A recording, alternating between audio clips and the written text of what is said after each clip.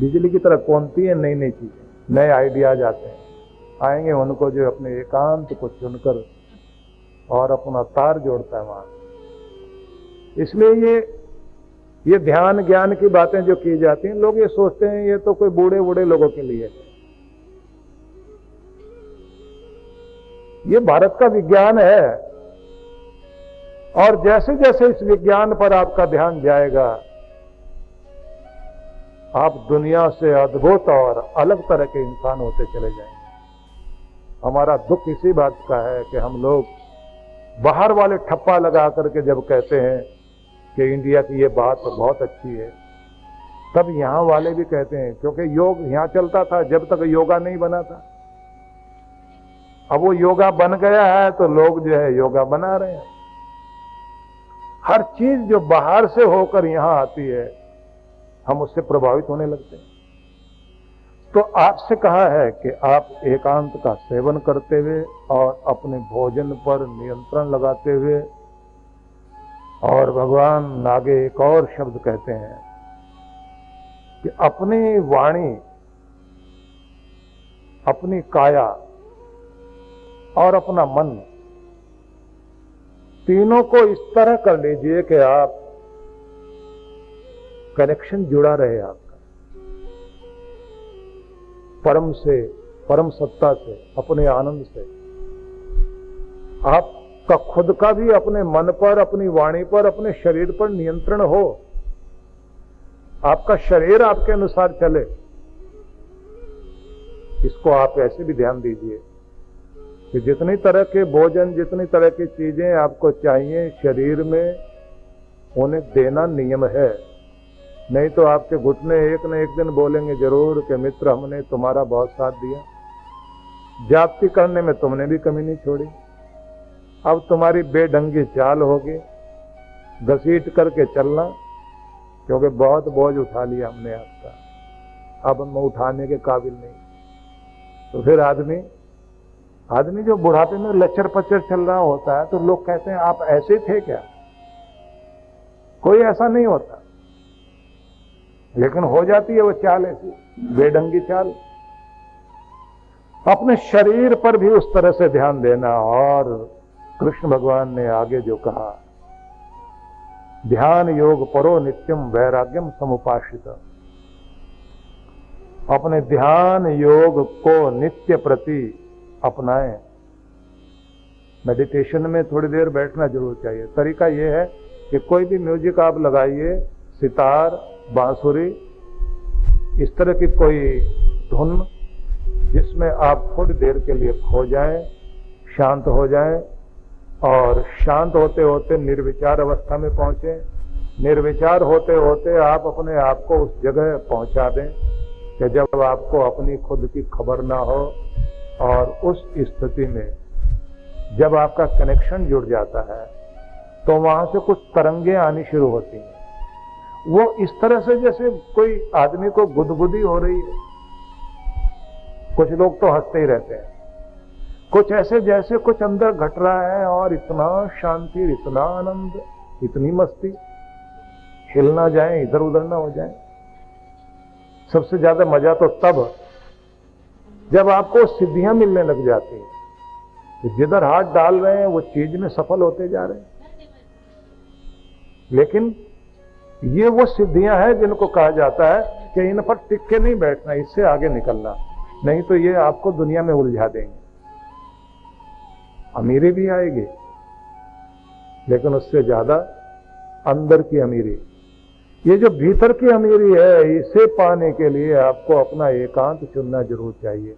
और इसके लिए मैं कुछ बातें आपसे कहूंगा जो आप ध्यान से सुनेंगे। पहली बात, भजन सुनने बैठे हैं तो खो जाए उसमें, मन टिक जाए ऐसा कि आप कहां बैठे हैं आपको ये होश ही ना रहे। आप जाप करने लगे हैं तो जाप में माला चलते चलते आप उस बिंदु तक पहुंच जाइए कि माला भी छूट जाए, क्या जाप चल रहा था ये भी भूल जाए, और आप जहां बैठे हैं जैसे नींद आ जाती है ऐसे वो खुमारी आ जाए कि आप अपने आप को भुला दें। तो जाप से पहुंच गए वहां जहां के लिए जाप शुरू किया था। पूजा कर रहे हैं, पूजा करते करते अर्पण कर रहे हैं फूल, तो फूल अर्पण कर रहे हैं, नैवेद्य चढ़ा रहे हैं, तिलक लगा रहे हैं, तो अपने प्रेम को अर्पित करते करते भगवान में तन्मय हो जाए और वहां से आती हुई प्रकाश की किरणों को अपने अंदर महसूस करें और उसी तरह से चार्ज होते हुए बैठे कि मूर्ति से आती हुई शक्तियां मेरे पूरे शरीर को प्रकाश से भर रही हैं। मूर्ति में पत्थर नहीं, पत्थर में भगवान महसूस होने लग जाए तो आपकी भक्ति सफल हो गई।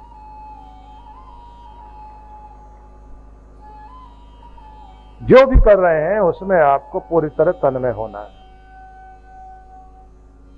तो आपका जाप, आपका पूजा पाठ का कार्य और आपका कीर्तन, आपका भजन, उसमें आप कितने तल्लीन होते हैं इस पर बहुत कुछ निर्भर करता है।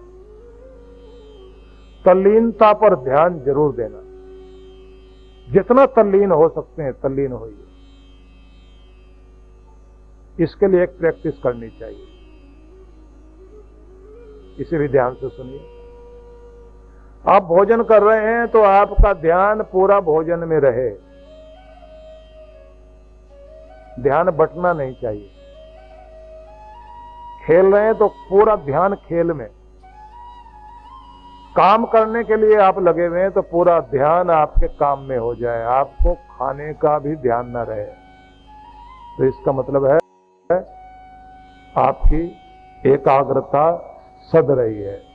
कंसंट्रेशन को इतना बढ़िया बनाइए कि आप किसी भी काम को करने बैठे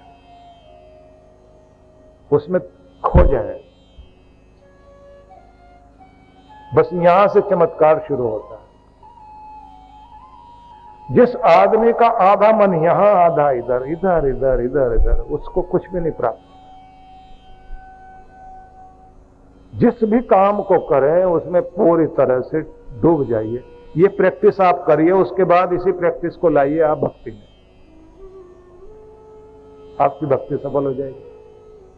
अपने बिजनेस में है तो पूरी तरह उसी में तल्लीन हो जाए। पढ़ने बैठे तो पढ़ो खूब अच्छे से, पूरे डूब जाइए उसमें और फिर उसका रिजल्ट देखिए आप। ये जो सूरज की किरणें आपके शरीर पर गिरती हैं, इनको जब फोकस करके एक किसी भी ग्लास से, कांच से, मैग्नीफाइंग ग्लास के साथ में जैसे आप उसको ऐसे करते हुए नीचे कागज रख देते हैं और फिर वो कागज जलना शुरू हो जाता है, तब आपको सूरज की किरणों का पता लगता है। सारी दुनिया भर के लोगों में अब सोलर एनर्जी का प्रयोग करने के लिए होड़ लगी हुई है। तिरुपति बालाजी में आप जाएंगे तो वहां तो आपको जो भोजन प्रसाद मिलता है ना, सूरज ही तो पका रहा है वहां पर। सूर्य देवता पाइप से होकर के जैसे ही वो सूरज की किरणें, गर्म पानी इतना तेज जैसे चावलों के ऊपर गिरता उबलते हुए चावल सामने, कितनी तेज हीट डालते हैं। अब कितनी तरह से सोलर एनर्जी को अब नए प्रयोग आए हैं। अब एक देश ने तो एक बोतल तैयार कर दी सोलर एनर्जी की, लेकर के जाओ कहीं भी यूज करो। तो सूरज में शक्ति जो है उसका दोहन कैसे हुआ? जब एकाग्रता बनी। आप में भी शक्तियां अद्भुत हैं, लेकिन उसका दोहन तब होगा जब एकाग्रता सधेगी, जब आप मन को टिकाना सीखेंगे। चमत्कार उस दिन घटने शुरू होंगे। अब इससे भी ज्यादा मजे की बात यह कि आपकी एकाग्रता साधने वाले लोग नहीं है, साधन भी नहीं है, आपको भटकाने वाले ज्यादा है। नए चेंज लाने के लिए नए नए विज्ञापन, नए नए तरीके, उसका परिणाम हो रहा है मन भटकता है। मन टिकाने की प्रैक्टिस करें, एक बात। दूसरी बात और, दोनों ब्रेन की एक्सरसाइज, लेफ्ट ब्रेन की भी और राइट ब्रेन की भी, ये भी आपको सीखनी चाहिए। क्योंकि लेफ्ट ब्रेन जो है आपका लॉजिकल ब्रेन है, तर्क वितर्क वाला, और राइट ब्रेन आपका बहुत इमोशनल है। एक की ही मोनोपोली रहेगी। किसी की कोई बहुत इमोशनल है, उसको अगर आप देखेंगे, कहानियां बहुत याद हैं उसको, गाने याद हैं, कविताएं याद हैं, गणित मैथ्स वगैरह में प्रॉब्लम है उसको। जिनका लेफ्ट ब्रेन तेज है वो सीए है, अकाउंटेंट है, जासूस है, पुलिस विभाग में है, साइंटिस्ट है, या इस तरह के काम करने वाले लोग। उनको अगर आप देखें तो उनके सामने अगर कोई किसी बैलेंस शीट को रख दें या 8-10 टेलीफोन नंबर रख दीजिए, लिख करके रख दीजिए, एक बार दिखा दीजिए, जिंदगी भर याद हो गया। एक बार देखते ही जिंदगी भर के लिए याद। और जो बहुत इमोशनल है उन्हें तो किसी के घर का भी नंबर याद नहीं होता। ऐसे लोगों को आप अगर कहिए कि ये चीजें खरीदनी है, जरा खरीद लाना, वो नहीं खरीद सकता, खड़ा रहेगा वहां देखता ही रहेगा, ये ठीक, ये ठीक, ये वाली या ये वाली, समझ में ही नहीं आएगा। और इस तरह से आप उन महिलाओं के बारे में भी सोचिए जिन्होंने पति को ये बताया 20 मिनट में तैयार हो जाएंगे पार्टी में जाने के लिए, और पति आधे घंटे के बाद जाकर देखता है कि वो अलमारी के सामने ऐसे ही खड़ी है चुपचाप, बुत बनी। क्या हुआ? मैच नहीं मिल रहा। अब पति सहायता करे, क्योंकि उसको भी ये लगता है कि थोड़ी सहायता करें, अगर जल्दबाजी करी तो और देर हो जाएगी। वो कहावत है ना कि जल्दी मत करना, देर हो जाएगी। तो पति जब साथ देने लग जाता है तो फिर उसको भी सिर दर्द होने लगता है, क्योंकि वो कहती है ये वाला तो मैच जो आप मिला रहे हैं ना, ये तो मैंने उस पार्टी में पहना था, वहां तो वो भी आई थी, वो भी आई थी, उसने देखा था। बड़ी मुश्किल। और पति भी सोचता है कि अब होगा क्या, उसको भी सिर दर्द होने लगता है। उनका मैच ही नहीं मिल पाता, डिसीजन नहीं हो पाता। और मजा तो तब आता है जब ये लोग साड़ी वाड़ी खरीदने के लिए जाती हैं और सारी दुकान का सामान नीचे फैलवा देती हैं, और उसके बाद में कहती है भैया समझ में नहीं आया, अगली बार आएंगे।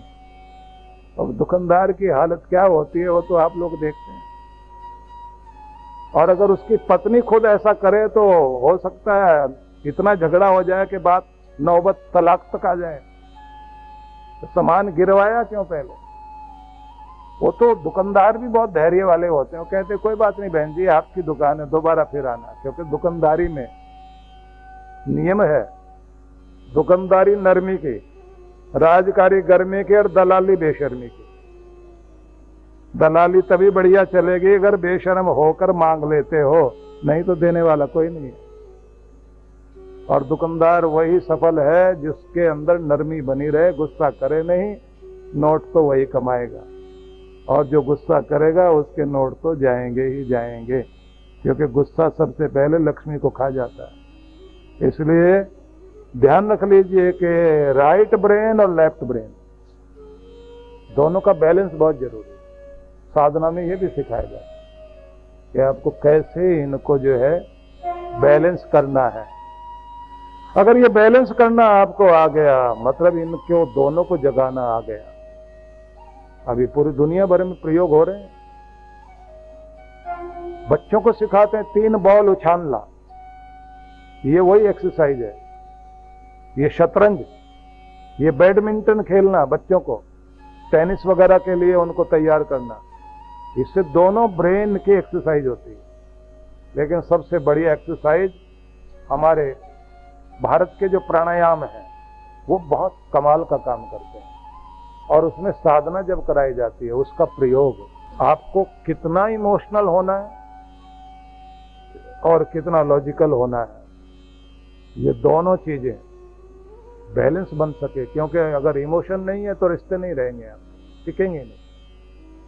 और अगर बहुत इमोशनल होकर जियोगे तो धोखे वही खाते हैं जो बहुत भावुक लोग होते हैं। क्योंकि सब टारगेट तो वही है, सारी दुनिया तो उन्हीं को टारगेट बनाती है। पैसे लेकर के चले जाएंगे और फिर अपने पैसे को लेने के लिए आप भीख मांगने की तरह उसके पीछे पीछे घूमोगे कि भाई साहब आपको दिए थे पैसे लौटा दो। लौटाता नहीं कोई। इमोशनल लोग ज्यादातर मार खाते हैं। और उन लोगों को देखिए जो बहुत लॉजिकल होते हैं, किसी से लेंगे देंगे, पहले कागज पर लिखेंगे, साइन लेंगे, उसके डेट टाइम इतना लिखने के बाद भी फिर पूछते हैं कि आप अभी जो आए थे तो कहाँ से आए थे, कहाँ जा रहे हैं, क्या हुआ था, कहानी पूछ लेंगे उससे।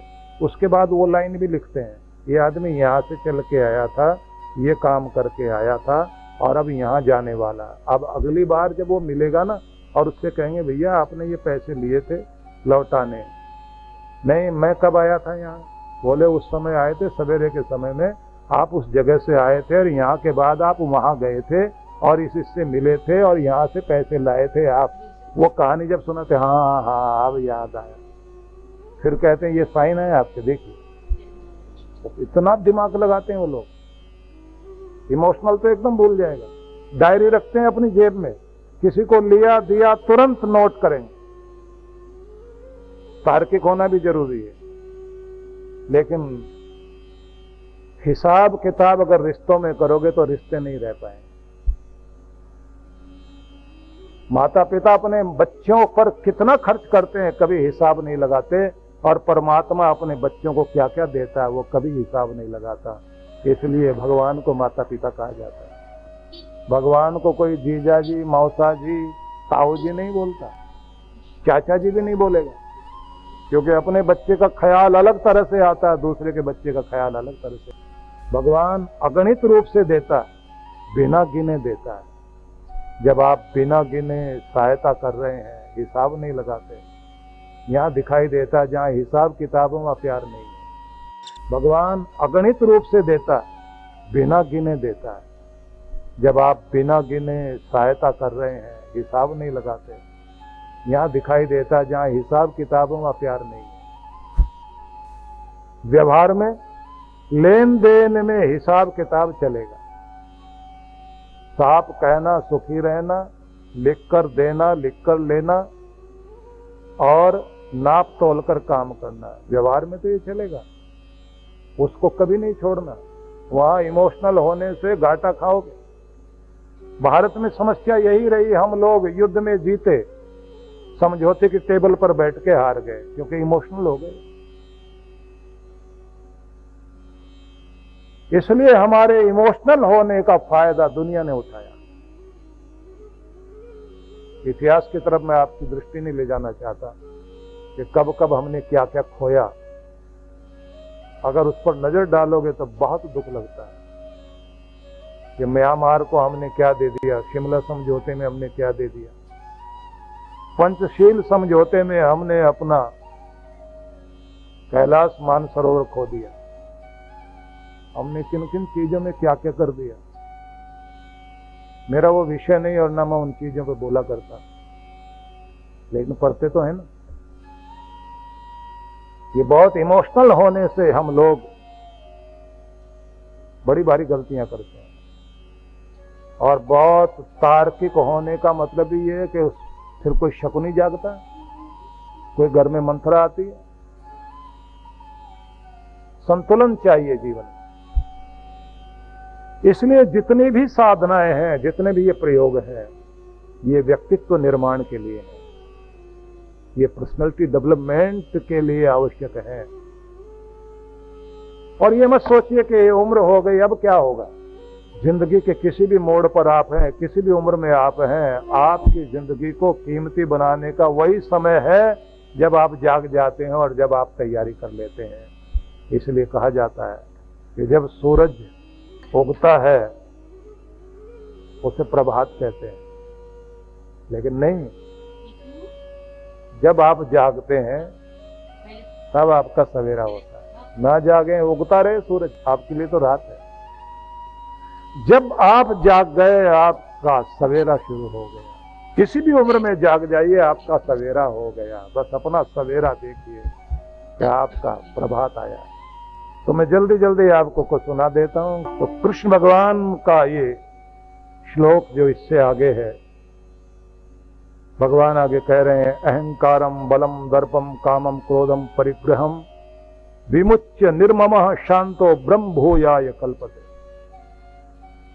कि कुछ चीजें हैं जो आपसे आपका आनंद, आपका टारगेट, आपका लक्ष्य आपसे भुलाते हैं। आपकी ऊंचाई में जो बाधक है, ये उन्हें जरूर जानो।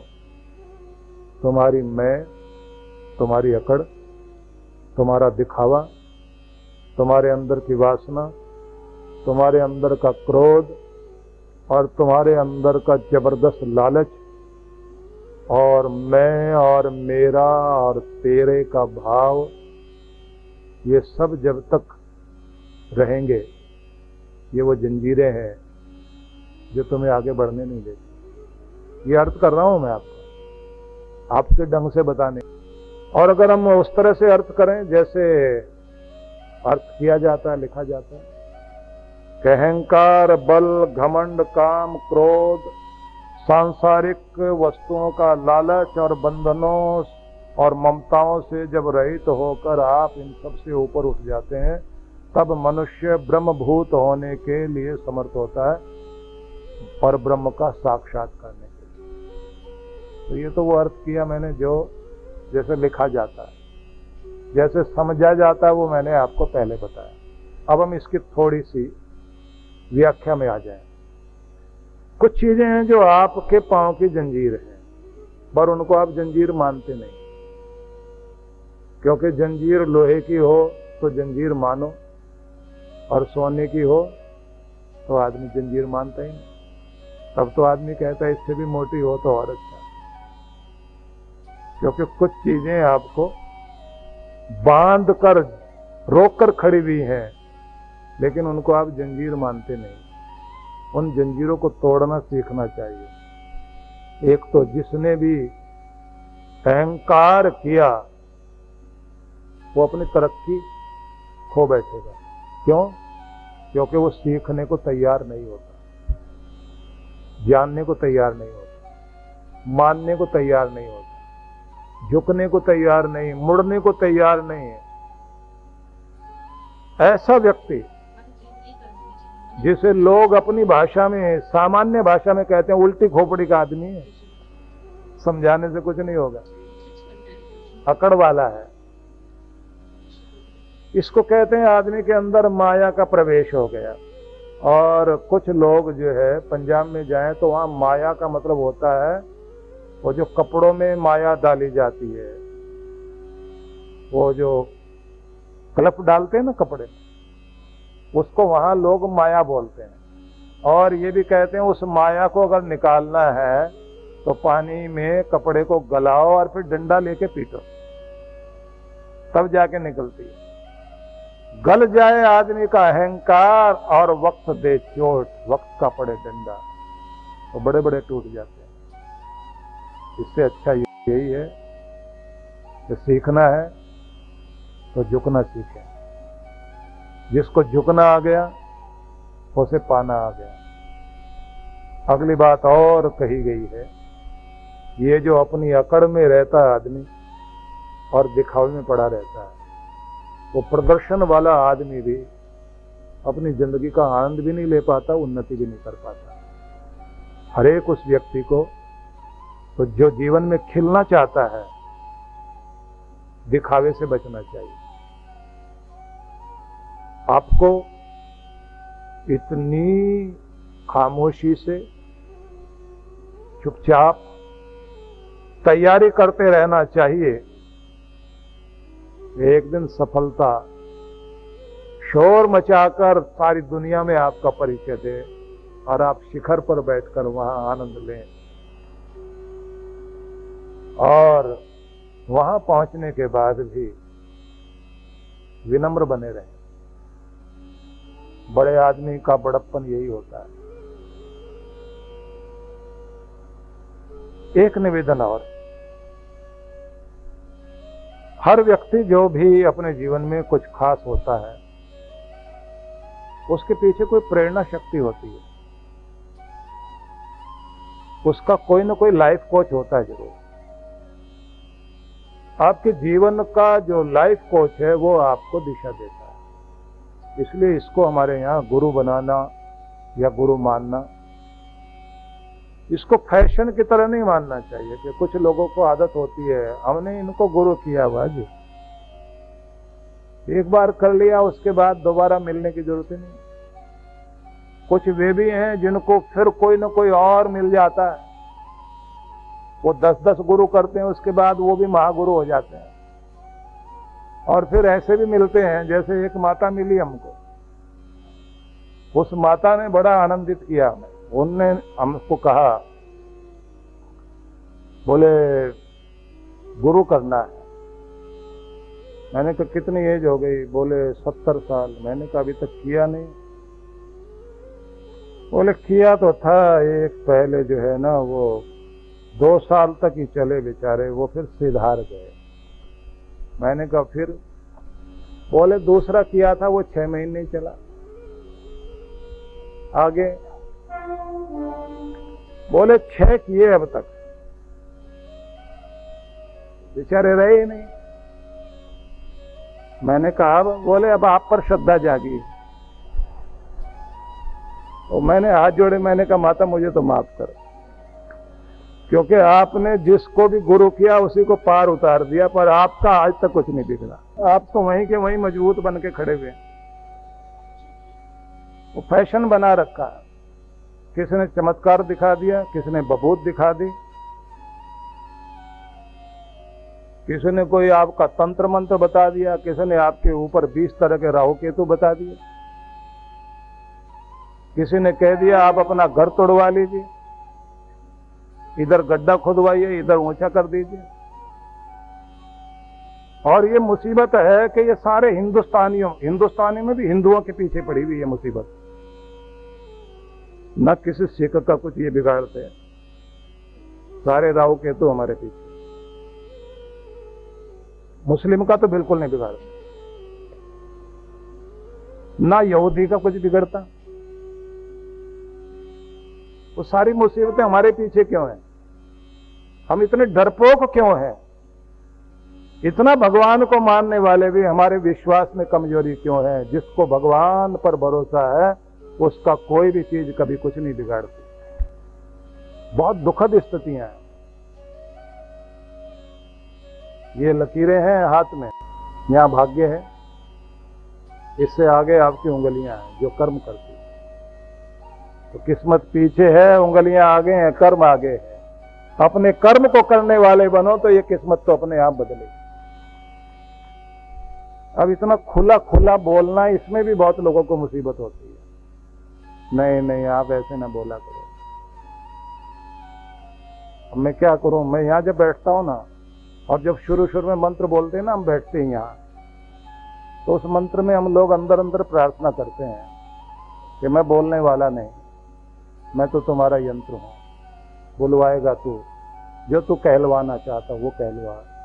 और इस बोलने में कोई गलती है तो वो मेरी है, और अगर कुछ किसी को अच्छा लगेगा तो भगवान वो तेरा आशीर्वाद होगा, क्योंकि मैं बोलने के लिए नहीं बोल रहा।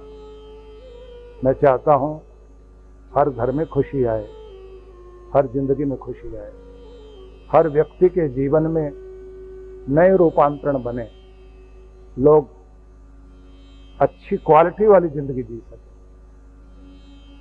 हालांकि हमारे यहाँ हमारे ज्योतिष शास्त्र गलत नहीं है, बताने वाले कुछ गलत मिल जाते हैं तब गड़बड़ होती है, नहीं तो ज्योतिष शास्त्र आपको शक्ति देता है। आपका वास्तु था चारों तरफ से आपके घर में सही ऊर्जा आ सके। हम उस ऊर्जा को भूलकर गड्ढे खोदने में लग गए। बहम की दीवार तोड़ने को तैयार नहीं, घर के दीवार तोड़ने में लगे हुए हैं, जिसके कारण हम सोचते हैं शायद इधर से जो है वो भाग्य रुका हुआ है, इधर से कोई गड़बड़ है, कुछ भी तोड़ लीजिए, ऊपर वाला जो है। आप सोचिए तो सही, उस घर में पहले आपने इतनी तरक्की की है, इतना कुछ मिला आपको। अगर थोड़े दिन आपकी किस्मत ठीक नहीं है तो अपने घर को छोड़ के भागोगे, अपने घर की दीवारें तोड़ोगे। जिस घर से आप में इतने अच्छे प्यारे बच्चे हुए, इतना प्यारा घर हुआ आपका, इतना कुछ कमाया, इतने आगे बढ़ गए, उस घर को कोसने लग गए। कुछ दिन आपके जो है कठोर आ गए, मजबूत बनिए, मन को मजबूत कीजिए। और निवेदन तो ये है, अगर आप अपने गुरु के साथ अपना मन जोड़कर बैठें और ये सोचें कि मेरा गाइड मुझे जो कुछ कहता है, जो कुछ बताता है, मैंने उसके अनुसार अपनी जिंदगी को चलाना है, तो मैं ये कहूंगा वो आपका लाइफ कोच आपकी जिंदगी को कोहिनूर हीरे की तरह कीमती बना देगा। तो कुछ पंक्तियां गुनगुनाए हम लोग, बिना साज के बोलेंगे।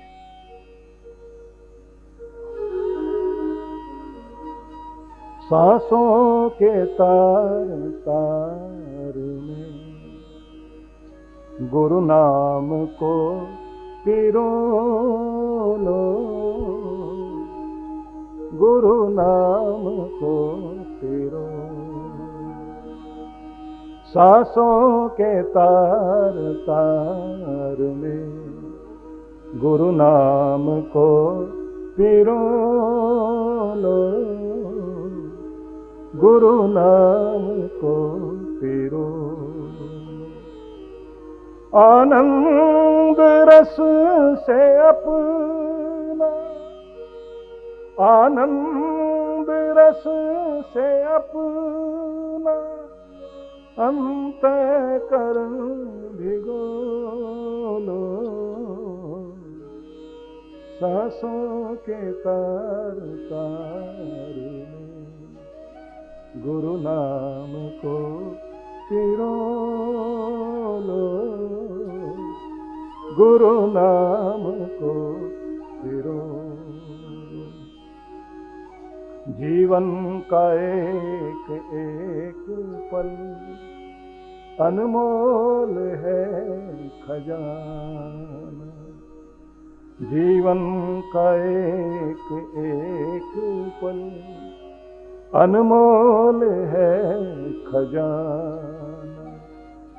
इनमें से एक पल भी नहीं लौट के है आना, इनमें से एक पल भी नहीं लौट के है आना। आनंद